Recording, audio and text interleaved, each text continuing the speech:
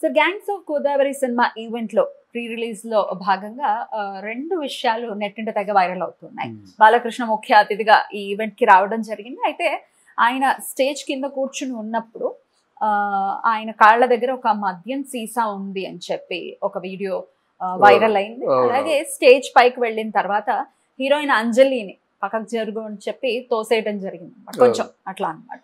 తర్వాత మళ్ళీ వాళ్ళు హైఫై ఇచ్చుకున్న నవ్వుకుంటూ ఉన్నారు. That's a different story. But తోసేయటం అనేది జరిగింది. అయితే ఈ మద్యం సీసా మాత్రం లేదు, ఇది సీజీలో ఎవరో క్రియేట్ చేసి కావాలని బాలయ్య బాబుని బ్యాడ్ చేయడం కోసం ఇలా క్రియేట్ చేశారు అని చెప్పి నిర్మాత నాగవంశీ ఒక వివరణ ఇచ్చారన్నమాట. అసలు మొత్తం ఈ వ్యవహారాన్ని ఎలా చూడొచ్చు అంటే ఇక్కడ బాలయ్య బాబు వచ్చినప్పుడు ఆయన తాలూకు నైజమే అలాంటిదో. ఒకసారి జనాన్ని చూడగానే పూనకం వచ్చినట్టు మాట్లాడతాడు. దానికి ఉదాహరణ, అందమైన ఆడపిల్ల కనిపిస్తే ముద్దైనా పెట్టాలి, కడుపైనా చేయాలి. ఇట్లాంటి అంటే అసభ్యకరమైన, అంటే ఎన్టీ రామారావు గారి కొడుకుగా ఆ భాషను మనం యాక్సెప్ట్ చేయలేము. మూలాధారం గొప్పది కదా, ఆయన కొడుకుగా యాక్సెప్ట్ చేయలేము, ఎవరైనా యాక్సెప్ట్ చేయలేము. ఎవరైనా అఫ్కోర్స్ ఎమ్మెచ్యూర్ అన్నట్టు చాలా శబ్దాలు కొడతారు ఎమ్మెచ్యూర్ అయితే. అలా కాదు కదా, ఆయనతో ఎదురు తిరగలేము, ఫైట్ చేయలేము, కానీ బాధపడకుండా ఉండలేము. అలాంటి సందర్భాల్లో ఎలాంటి తప్పులు దొరుకుతున్నప్పుడు క్షమాపణలు చెప్పుకోవడం కంటే ముందు నోరు కట్టడి చేసుకోవడమే మంచిది. నోరు కంట్రోల్ చేసుకుంటే ఈ పరిస్థితి ఉండేది కాదు కదా.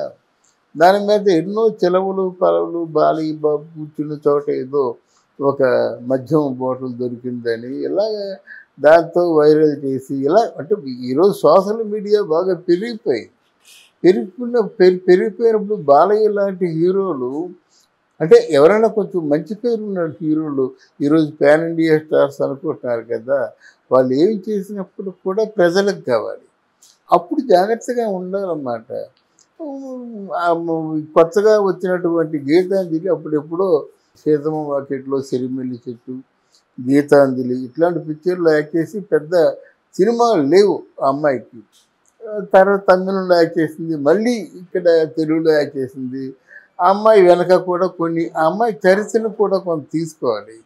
ఏంటంటే ఆ అమ్మాయి చరిత్ర అందరితో కలిసిమెలిసి ఉండే చరిత్ర. ఆ అమ్మాయి తల్లిదండ్రుల మీద కూడా కొన్ని అపవాదులు ఉన్నాయి. వాళ్ళు తల్లిదండ్రులా లేకపోతే ఇంకెవరైనా అదే వాళ్ళ అమ్మకు ఉంది. వాళ్ళ అమ్మ అంటే వాళ్ళ అమ్మ కాదు, పిన్ అనుకుంటాను. ఆమె ఏదో బలవంతంగా తన చేత చాలా తప్పు పనులు చేయిస్తున్నానని కొంతసేపు. తర్వాత ఆవిడ తాలూకు పిఆర్ఓ ఉన్నాడు, పిఆర్ఓ మేనేజరు, ఆయన కూడా తన తాలూకు కెరీర్ విషయంలో చాలా అంటే డ్యామేజ్ అయ్యేలా ప్రవర్తించారు అనేటువంటి ఫిర్యాదులు కూడా ఉన్నాయి. అందువల్ల ఏమవుతారంటే కొంచెం ఇట్లాంటి ఫిర్యాదులు ఉన్న వాళ్ళని, కొంచెం బ్యాడ్ ఇమేజ్ ఉన్న వాళ్ళ మీద కొంత అడ్వాంటేజ్గా తీసుకుంటారు.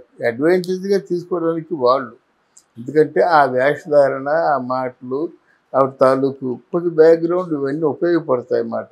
ఆ ఉద్దేశంలో దానికి చనువు చేసుకున్నాడు అన్నమాట. ఇప్పుడు మగవాడు అంటే అక్కడ హీరో హీరోయిన్ కాకుండా ఒక మగవాడు ఆడది అనేటువంటి ఆ బాధ్యతని, బాండింగ్ని మనం మెయింటైన్ చేయాలి.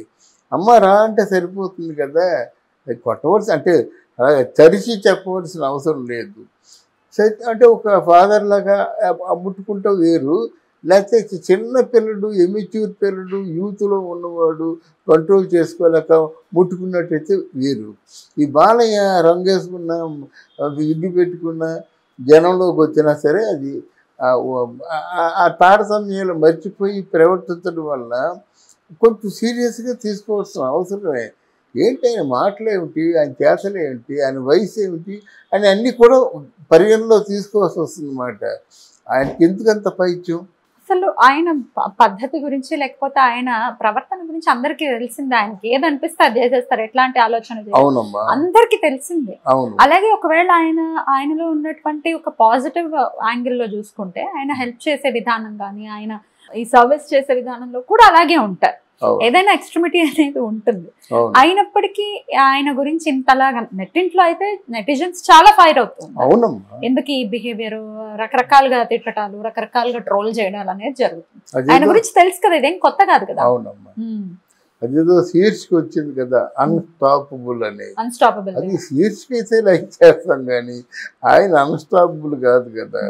అందువల్ల దానికి ఆయనకే దెబ్బది. ముఖ్యంగా దూరంగా ఉంటారు సరికదా, ఇక ఆయన నుంచి అన్ని బ్యాడ్ విషయాల్ని ఎక్స్పెక్ట్ చేస్తారన్నమాట. అంతు లేకుండా మాట్లాడతాడు, హద్దు లేకుండా మాట్లాడతాడు, లేడీస్ని దగ్గర చూసుకుంటాడు, కొంచెం హాస్యం అనుకొని అపహాస్యం పాలవుతాడు ఆయనే. కనుక ఇక ముందన్నా జాగ్రత్తగా ఉంటే మంచిది. లేకపోయినట్టు ఇలాగే వైరల్ అయిపోయి చెడ్డైపోయి ఆ ఎన్టీ రామారావు గారి పేరు చెడగొట్టుకుంటారు అన్నమాట. పలు సందర్భాల్లో ఆయన వైరల్ అయిన సందర్భాలు ఉన్నాయి సార్. స్టేజ్ మీదకి వచ్చినప్పుడు లేకపోతే ఫ్యాన్స్ ని కొట్టే విషయాల్లో కొడుతూ ఉంటారు. అయితే దానికి పూరి జగన్నాథ్ గారు కూడా ఒక వివరణ ఇచ్చారు. ఫ్యాన్స్ ఏ మామూలుగా ఉంటారు, గిల్లేయడాలు ఇలాంటివన్నీ చేస్తూ ఉంటారు, ఫోన్లు కొట్టేయడాలు, బంగారం ఉంగరాలు లాగేయడాలు ఇట్లాంటివి జరుగుతూ ఉంటాయి. అందుకని అలా రియాక్ట్ అవుతారు తప్ప కొట్టాలని కాదు. ఫ్యాన్స్ చాలా హ్యాపీగా ఫీల్ అవుతారు దెబ్బలు తింటే అని కూడా. అదే హ్యాపీగా ఫీల్ అవుతారు కానీ ఒక రోజు ఇవన్నీ సక్సెస్ ఉన్నంత వరకే ఉంటాయి. ఒక్క ఫెయిల్యూరు తారసపడిందంటే ఇవన్నీ రివర్స్ అయిపోతాయమ్మా. సక్సెస్ ఉన్నంత వరకు మీరు ఎవరు ఏ విధంగా ప్రవర్తించినప్పుడు కూడా కామెంట్స్ బయటికి రావు, ఏదో సోషల్ మీడియాలో వస్తాయి, మళ్ళీ చప్పును చల్లారిపోతాయి. కానీ ఇవన్నీ ఎప్పుడు మీకు బయటపడతాయంటే ఆ మనిషికి ఫెయిల్యూర్ తన చెరువులో లేకపోతే మాత్రం డెఫినెట్గా ఇవే వస్తాయి. మరి ఆయనలో ఈ వైఖరి మారుతుంది అని అనుకోవచ్చా? వైఖరి మార్చాలంటే ఆయనలో ఉంది, పెద్ద మనిషి తరహా బిహేవ్ చేయాలి అన్నమాట. మారుతుందని ఎక్స్పెక్ట్ చేయొచ్చా? డెఫినెట్గా ఎక్స్పెక్ట్ చేయొచ్చమ్మా. ఎందుకంటే ఆయన కూడా ఉదయం లేచి పూజ పునస్కారం చాలా పూజ గట్టిగా చేస్తాడు. 3 గంటలు పూజ చేసిన వాడు ముద్దు పెట్టుకోమని చెప్తాడని మనం ఎక్స్పెక్ట్ చేయగలమా? అందువల్ల డెఫినెట్గా మారుతాడు. ఆయన వైఖరి మారుతుంది.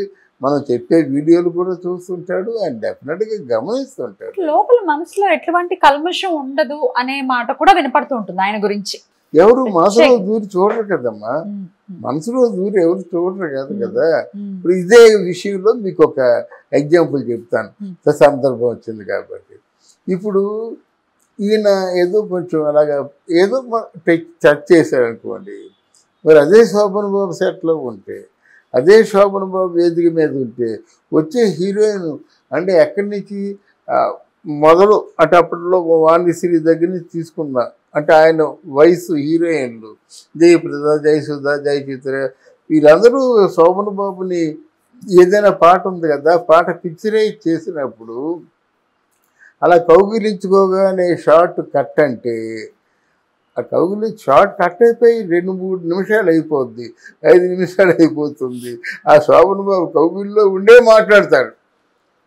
విశ్వనాథ్ గారు ఒకసారి అడిగేశారు, ఏమో మీ ఇద్దరు విడిపోరా ఏమిటి అని అడిగారు. విశ్వనాథ్ గారు అడిగారు అన్నమాట, ఇదేంటి కట్ చెప్పి చాలా సమయం అయింది కదా, మీరు ఎదురు విడిపోవడం ఉండేదేంటి, మళ్ళీ ఇంకో షాట్ నేను పెట్టుకోవద్దా అని అడిగారు అన్నమాట.